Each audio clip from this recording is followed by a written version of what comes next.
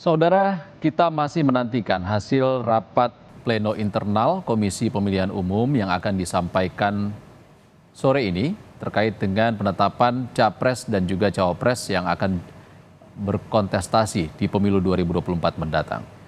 Saat ini KPU sudah melakukan persiapan baik di luar gedung KPU sejak pukul 7 pagi tadi.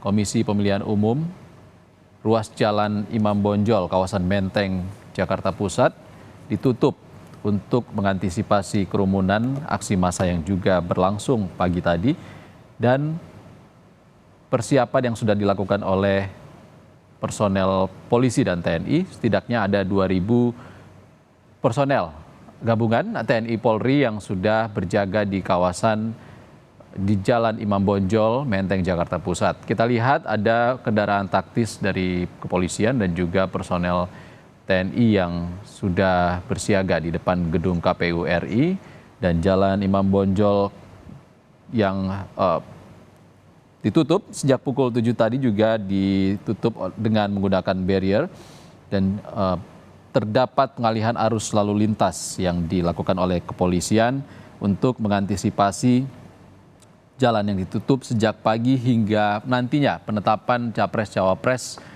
di gedung KPU RI selesai diumumkan oleh KPU, saudara.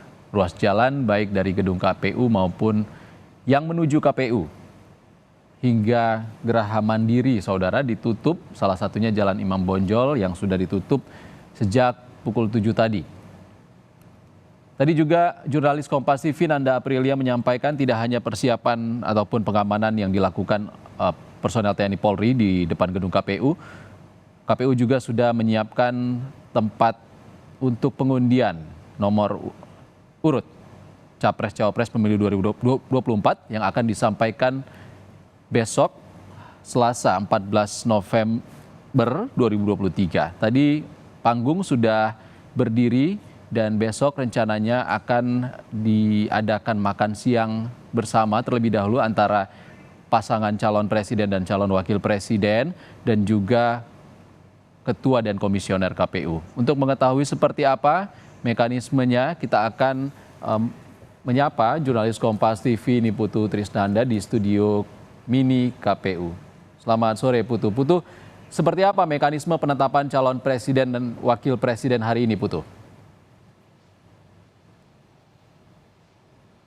Ya, selamat siang Ihsan dan juga saudara. Tentu saja kalau bicara soal mekanisme ini mengacu pada undang-undang dari KPU RI sendiri yang kemudian sudah menyusun sebagaimana rupa, kemudian juga sudah diturunkan menjadi PKPU terkait dengan peraturan pelaksanaan dari pemilihan umum. Kalau kita bicara soal Pilpres spesifiknya, memang sampai dengan tanggal 12 November kemarin ini dilakukan verifikasi administrasi dari calon-calon yang sudah mendaftarkan diri, dan pada tanggal 13 November ini KPU akan melakukan finalisasi dan kemudian juga akan disampaikan kepada publik nanti pada saat konferensi pers, ini kurang lebih pada pukul 15.00 waktu Indonesia bagian Barat atau pukul 3 sore terkait dengan hasil finalisasi ini.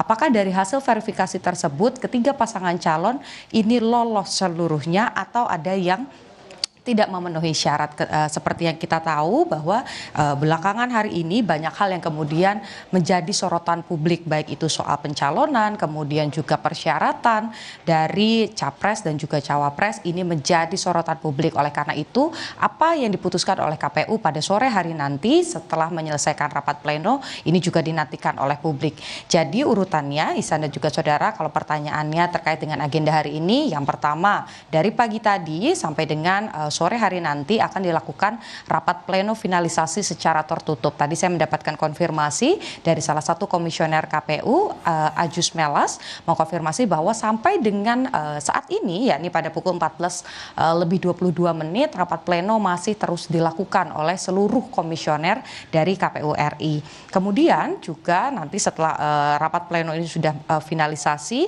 lalu nanti akan disampaikan kepada publik. Besok ini juga menjadi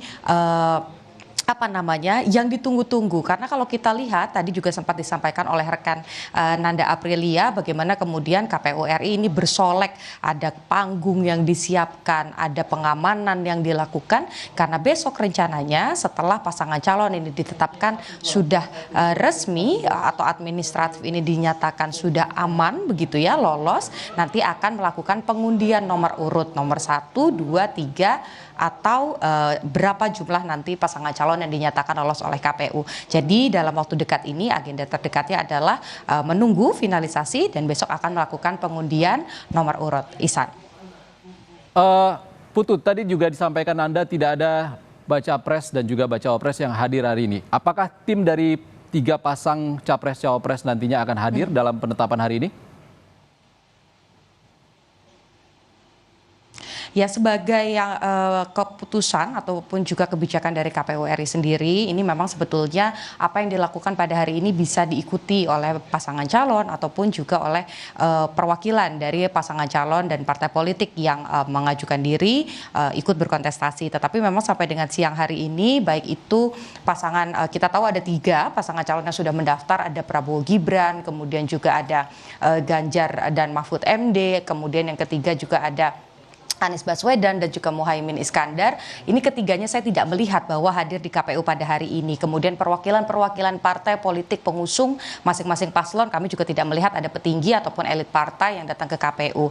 Tetapi tadi saya mencoba mengkonfirmasi baik itu ke tim pemenangan Ganjar Mahfud, kemudian juga ke TKN Prabowo dan juga ke tim yang mengusung atau partai politik pengusung Anies Baswedan dan juga Muhaimin Iskandar ini menyampaikan bahwa perwakilan yang datang pada hari ini hanya LO saja atau perwakilan saja. Jadi memang petinggi-petinggi dari partai politik, kemudian juga dari tim pemenangan ini berkumpul di titik masing-masing untuk kemudian membahas dan menunggu bagaimana keputusan dari KPU, karena apa yang disampaikan KPU tentu ini akan berpengaruh juga pada strategi-strategi yang akan kemudian dilakukan atau tindak lanjut yang akan dilakukan oleh tim pemenangan dari masing-masing pasangan calon. Ihsan.